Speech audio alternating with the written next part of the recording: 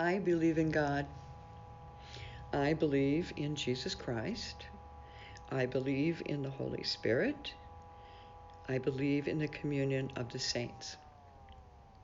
It is in fact the latter, the communion of the saints, that I believed before I was conscious of believing the other things. And my consciousness of that began when I was a small child, fascinated by the story of Pompeii that I had learned about through a Time Life series of books, one of which was all about Pompeii. I spent hours with that book and was mesmerized by the pictures, the photos of people who had died and been embalmed by ash, especially the dog, because I was a child, but also Pompeii itself and what had been unearthed later by those I learned were called archaeologists. Homes and wares and art and evidence of a life that was familiar and not familiar. And so I decided that I wanted to be an archaeologist, to get close to the lives lived in history. Not for history itself, as in desiring artifacts or fixing dates or a sense of time or finding answers, but because I was certain that in the work of finding a piece of pottery, a tile disinhabited from its mosaic, a fork, or the outlines of a dwelling, I would feel the lives that once breathed in that place. Not their lives lived then, long ago, though a bit of that too, but their lives today. I believed I could spend time with them now, feel their presence now, not here as in ghosts, but here as in still alive. As it turned out, my life has kept me very close to home.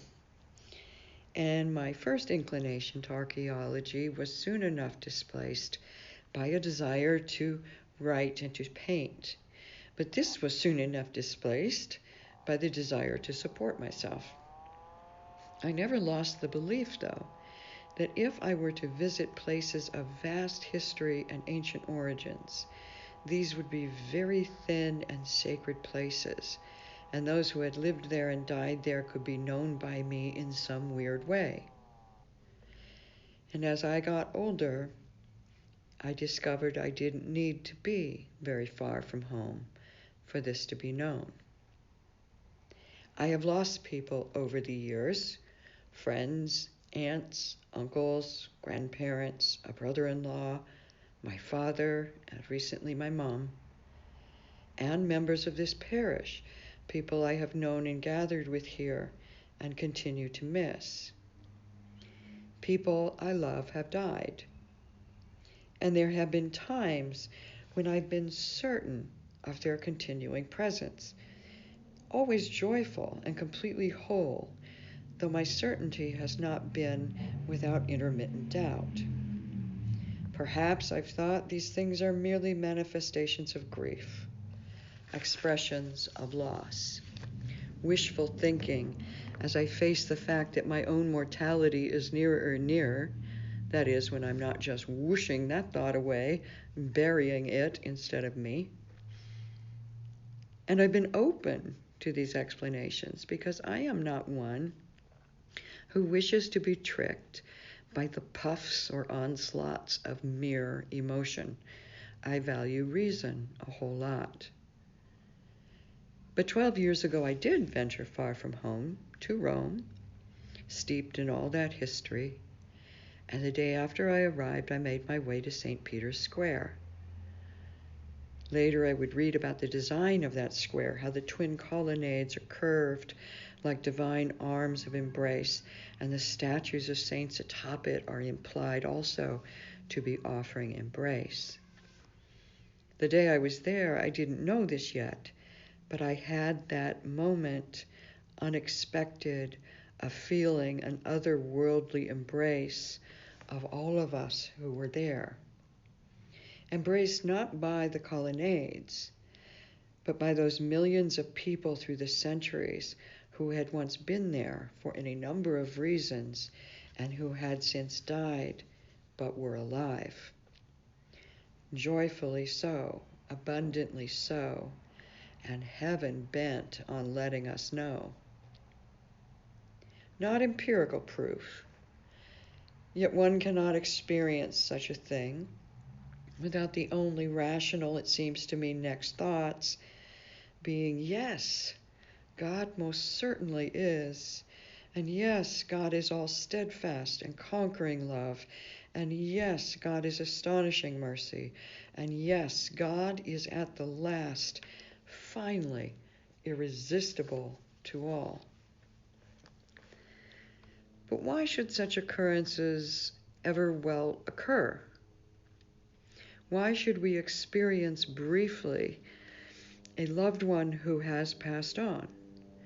Why should we experience a larger gathering of those who have passed on, whether at an archaeological dig or St. Peter's Square or anywhere at all? Why should God grant us the amazing grace of continued communion with those who have gone before? I love good feelings, but is that all it is? We are living in a moment in history which I will charitably refer to as interesting. Many are suffering anxiety, depression, an unfamiliar loneliness, anger, and even that weird antsiness accompanied by unequal lethargy. And it extends beyond our individual selves. The whole world feels off balance, angry, loud, lonely, impatient, afraid.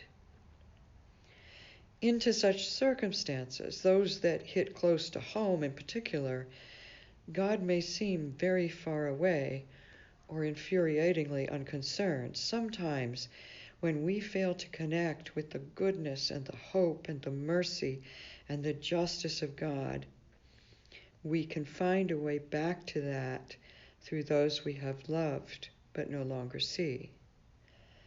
When God seems remote, sometimes God's love seems to break through to us through communion with the saints, or the wisp of a sensed encounter with a particular loved one, unbidden but there, a communion which points us to the ultimate irresistibility and love of God.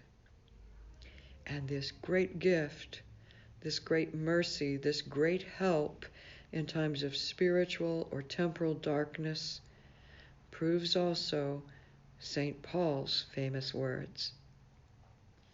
Faith, hope, and love abide, these three, but the greatest of these is love.